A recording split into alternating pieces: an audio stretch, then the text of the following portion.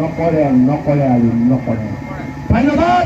আমি সকলোৱে এবাৰ ক'ব পাৰিম নে? জয় অসম, জয় অসম,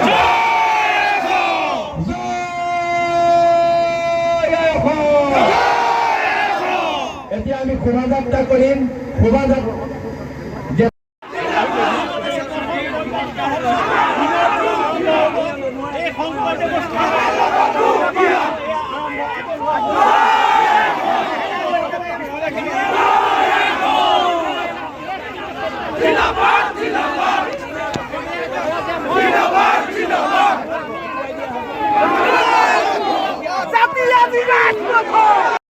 আমি সৰল হ'ব পাৰোঁ, আমি দুখীয়া হ'ব পাৰোঁ, আমি নম্ৰ হ'ব পাৰোঁ, আমি ভদ্ৰ হ'ব পাৰোঁ, কিন্তু কোনোবা বাংলাদেশীয়ে যদি ভাবে আমি দুৰ্বল হয়, কোনোবা যদি বাংলাদেশৰ পৰা আহি ভাবে সেই ৰাজপথত খিলঞ্জীয়া ছোৱালীক ৰেপ কৰি দিয়ে, ভুল ভাবিছ। তহঁতৰ যদি এনেকুৱা মৰখা কাইলৈ বা দিনত হয়, দুটা বস্তু লৈ সাজু থাক, হয় বাংলাদেশ যাবলৈ নহলে মৃত্যুৰে, দুটাৰ ভিতৰত কিবা এটা তহঁতক দিয়া হ'ব, হ'ব আৰু হ'ব। আমি ইয়াত মানুহজনে বাংলাদেশী মূলৰ মানুহৰ পৰা পইচা খায়। হিমন্ত বিশ্ব শৰ্মাই তেওঁক ছাছপেণ্ড কৰিব লাগিব, লাগিব, লাগিব, লাগিব।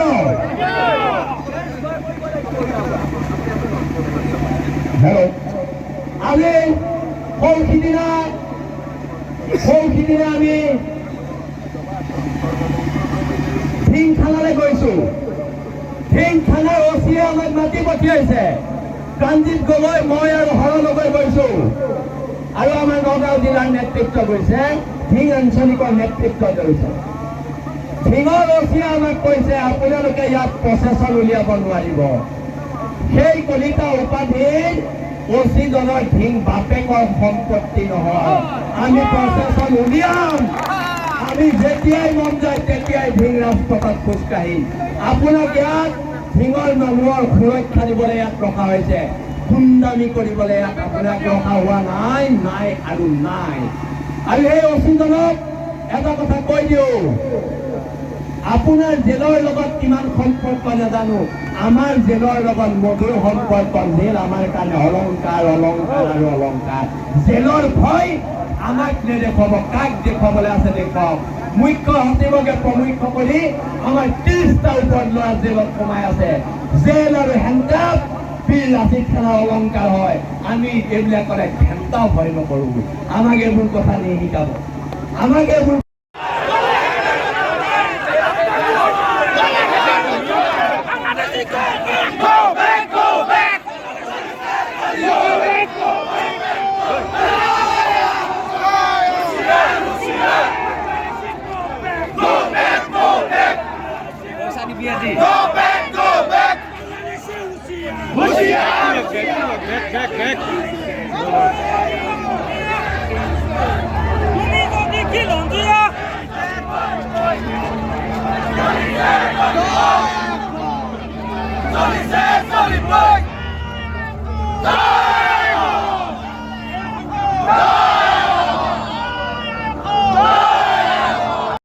আমিনুল ইছলামে সাপোৰ্ট কৰি আছে। আজি বাংলাদেশীখিনিক ইয়াৰ পৰা এটা কথাই স্পষ্টকৈ কৈ দিছো, আমি যেতিয়া লগ হ'ম, প্ৰথম দৌৰা মানুহটো আমিনুল ইছলাম হ'ব। ধিঙৰ পৰা দৌৰা মানুহটো আমিনুল ইছলামে কাকো বচাব নোৱাৰে, নোৱাৰে আৰু নোৱাৰে। আমিনুল ইছলামে ইয়াত MLA দাদাগিৰি খটাব নোৱাৰে। এইখিনি মাটি ধিঙৰ খিলঞ্জীয়া মানুহৰ মাটি। MLA বাংলাদেশীৰ ভোটত হ'ব পাৰে, আমাৰ ইয়াত খিলঞ্জীয়া মানুহে আমিনুলক ভোট দি MLA বনোৱা নাই। তুমি অবৈধ মানুহৰ ভোটত ইলেকশ্যন জিকিছা, তুমি অবৈধ মানুহৰ ভোটত ইলেকশ্যন জিকিছা। তোমাক ইয়াৰ কোনো খিলঞ্জীয়া মানুহে ভোট দি জিকোৱা নাই। সেইকাৰণে যিসকলে তোমাক ভোট দি জিকাইছে, তুমি তেখেতসকলৰ চৰ্দাৰ হ'বলৈ নাযাবা। তুমি চৰ্দাৰ হ'বলৈ নাযাবা। ইয়াত চৰ্দাৰ হ'ব, ইয়াত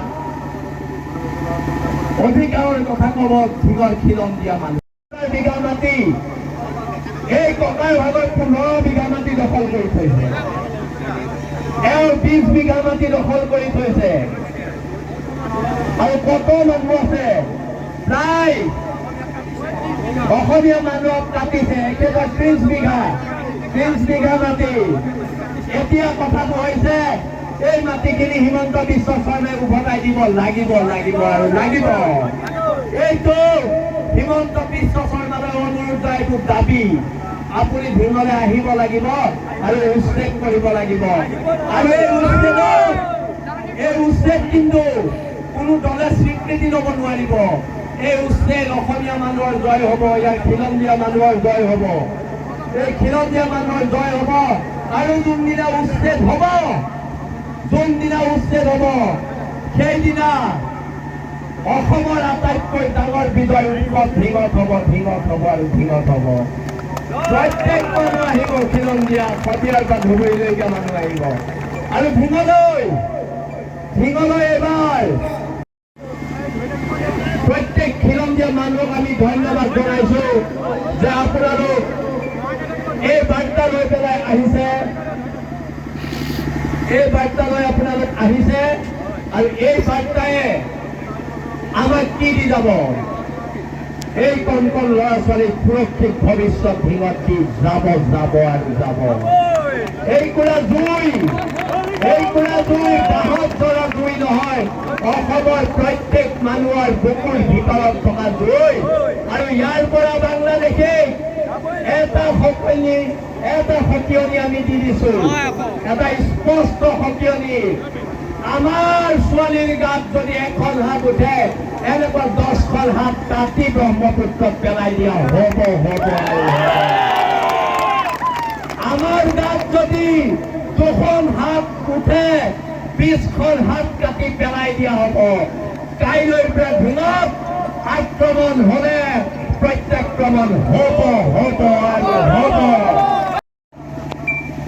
ঢিঙৰ পৰা এটা বাৰ্তা যাব যে আজি ঢিং সুৰক্ষিত যেতিয়া শিৱসাগৰ সুৰক্ষিত লখিমপুৰ সুৰক্ষিত শদিয়াও সুৰক্ষিত ধুবুৰীও সুৰক্ষিত আৰু আমি পুনৰ কৈছো ইয়াত মন্ত্ৰী MLA হোৱাৰ যুদ্ধলৈ আমি অহা নাই আমি আহিছো ঢিঙৰ কণ ল'ৰা ছোৱালীৰ ভৱিষ্যতৰ কাৰণে ৰাজপথত খোজ কঢ়াৰ এখন সংগ্ৰামৰ কাৰণে আৰু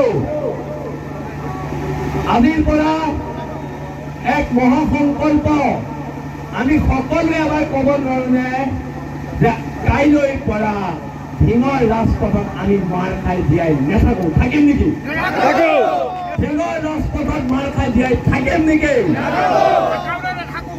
আৰু এটা কথা কাইলৈৰ পৰা যদি আমাৰ খিলঞ্জীয়া ল'ৰাৰ ওপৰত আক্ৰমণ হয় 20 দিনাই প্ৰত্যাক্ৰমণ হ'ব মাৰ খাই জীয়াই নাথাকাৰ সংকল্প আঁঠু কাঢ়ি নাথাকাৰ এই সংকল্প ঢিঙৰ প্ৰত্যেকগৰাকী ছোৱালীৰ আবৰু বচোৱাৰ এক সংকল্প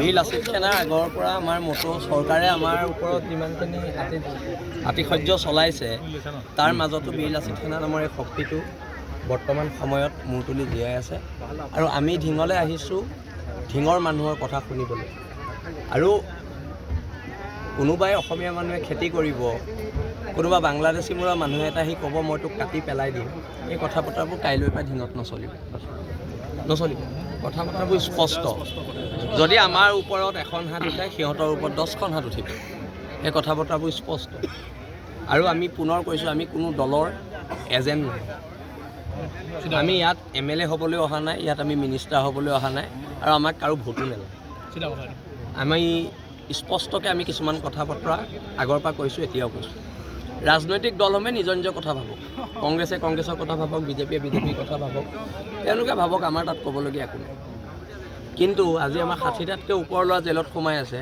তাৰপিছত যদি আমাক কোনোবাই কয় যে আমি আমুকৰ এজেণ্ট তামুকৰ এজেণ্ট এই কথা বতৰাবিলাক অসমৰ জনগণে বিশ্বাস কৰাহেঁতেন আজি ঢিঙত ইমান মানুহ গোট খাইছে আজি ঢিঙৰ প্ৰত্যেক খিলঞ্জীয়া আবাল বৃদ্ধ বনিতা সকলো ওলাই আহিছে অলপ পিছত ইয়াত আৰু মানুহ হ'ব আৰু আজি এই যে ক্ষোভখিনি আজি আমি নকওঁ, আজি ঢিঙৰ মানুহে নিজ মুখেৰে কওক।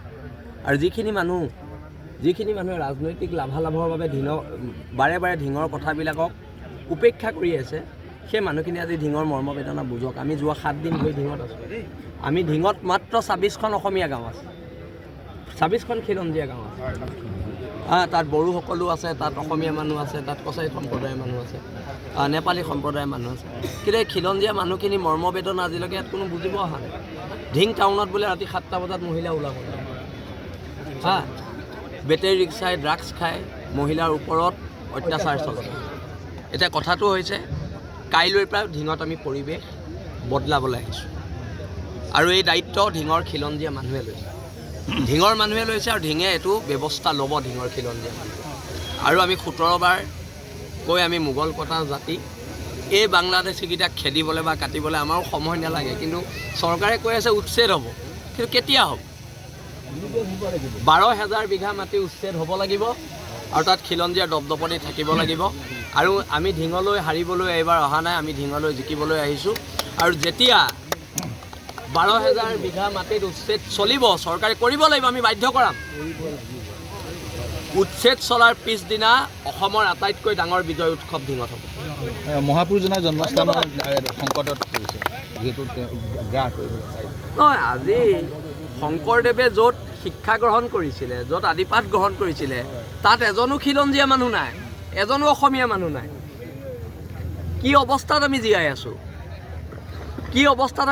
এই কথা বতৰাবিলাকক হিমন্ত বিশ্ব শৰ্মায়ো উপলব্ধি কৰিব লাগিব, গৌৰৱ গগৈও উপলব্ধি কৰিব লাগিব। কোনোবা MLA হ'ব, কোনোবা মিনিষ্টাৰ হ'ব, কিন্তু ঢিঙৰ মানুহক ৰাজপথত আমাৰ ছোৱালীক কোনোবাই ৰেপ কৰিব, এই কথা বতৰাবোৰ কাইলৈ পৰা নহ'ব। পৰৱৰ্তী কথাখিনি আমি কৈ আছোঁ।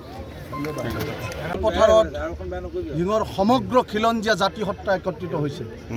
এই জাতি সত্তা একত্ৰিত হৈ অবৈধ বাংলাদেশী মিয়াৰ বিৰুদ্ধে সংগ্ৰাম আমি আৰম্ভ কৰিছোঁ। বহুতে কৈ আছে মাতব্বৰ, আমি কৈ আছোঁ এই কোনো মাতব্বৰ নহয়, এওঁলোক অবৈধ বাংলাদেশী মূলৰ মিয়া মানুহ, যাৰ আমাৰ কৃষ্টি সংস্কৃতি পৰম্পৰা আমাৰ সাজপাৰৰ লগত তেওঁলোকৰ কোনো মিল নাই।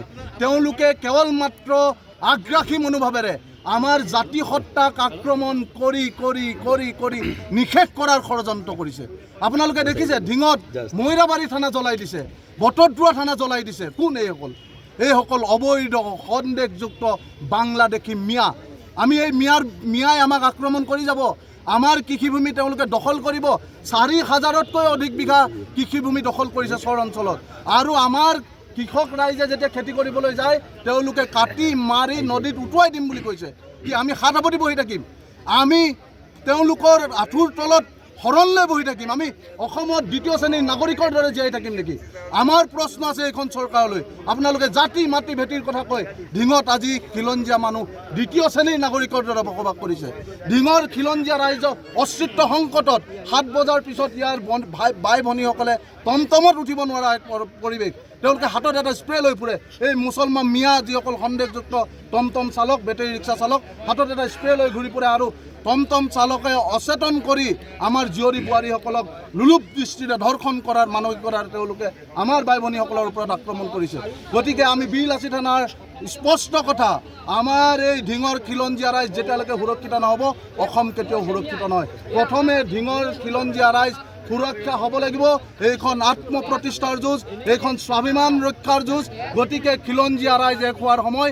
এই খিলঞ্জীয়া ৰাইজ যদি একত্ৰিত হৈ এই অবৈধ বাংলাদেশী মূলৰ মিয়াৰ বিৰুদ্ধে আমি যদি গৰ্জন নকৰোঁ, ইয়াৰ বিৰুদ্ধে যদি আমি প্ৰতিবাদ নকৰোঁ, তেতিয়াহ'লে এদেও দুদেও কৰি তেওঁলোকে লুটা নিয়াই নহয়, তেওঁলোকে আমাৰ মাটি বাৰী ভেটি সকলো লৈ যাব। গতিকে এই সময় উচিত সময়, এতিয়া নহ'লে কেতিয়াও নহয়। গতিকে আমি সমগ্ৰ অসমৰ খিলঞ্জীয়া জাতি সত্তাক একত্ৰিত কৰিব বিচাৰিছোঁ। আজি ঢিঙৰ পৰা আমি এটা কণ্ঠ দিব বিচাৰিছোঁ। সমগ্ৰ অসমীয়া ৰাইজ যদি এতিয়া একত্ৰিত নহয়, তেতিয়াহ'লে কিন্তু অসমৰ অনাদি অনন্ত কালৰ বাবে অসমৰ ভৱিষ্যত অনিশ্চয়তাৰ গৰাহলৈ যাব। আজি ঢিঙত হাজাৰ হাজাৰ খিলঞ্জীয়া মানুহ ওলাই আহিছে। এতিয়াও বাছে বাছে মানুহ আমাৰ ইয়ালৈ আহি আছে। খন্তেক পিছতে আপোনালোকে দেখিব ঢিঙৰ খিলঞ্জীয়া ৰাইজৰ আৰ্তনাদ, ঢিঙৰ খিলঞ্জীয়া ৰাইজে কেনেদৰে নিৰাপত্তাহীনতাত ভুগিছে। আমাৰ সত্ৰৰ মাটি, নামঘৰৰ মাটি অবাধ হাৰত বেদখল হৈছে। বেদখলকাৰী কোনো নহয়, এইসকল অবৈধ বাংলাদেশৰ মিয়া মুছলমান।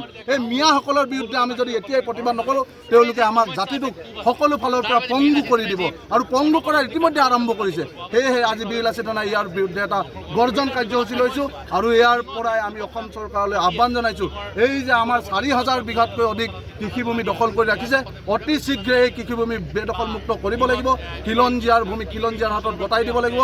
আমাৰ বাই ভনীসকলৰ সুৰক্ষা সুনিশ্চিত হ'ব লাগিব আৰু ধিঙৰ খিলঞ্জীয়া ৰাইজৰ সুৰক্ষা সুনিশ্চিত কৰিবৰ বাবে ধিঙৰ ৰাইজৰ আহ্বান, ধিংবাসী খিলঞ্জীয়াৰ আহ্বান, ইয়াত এটা CRPFৰ কেম্পৰ প্ৰয়োজনীয়তা অনুভৱ কৰিছে। CRPF কেম্প এটা ইয়াত অতি শীঘ্ৰে অসম চৰকাৰে ইয়াত CRPF কেম্প এটা প্ৰতিষ্ঠা কৰিবৰ বাবে আমি অনুৰোধ জনাইছোঁ। নিশ্চিতভাৱে আমাৰ অসমীয়া জাতিৰ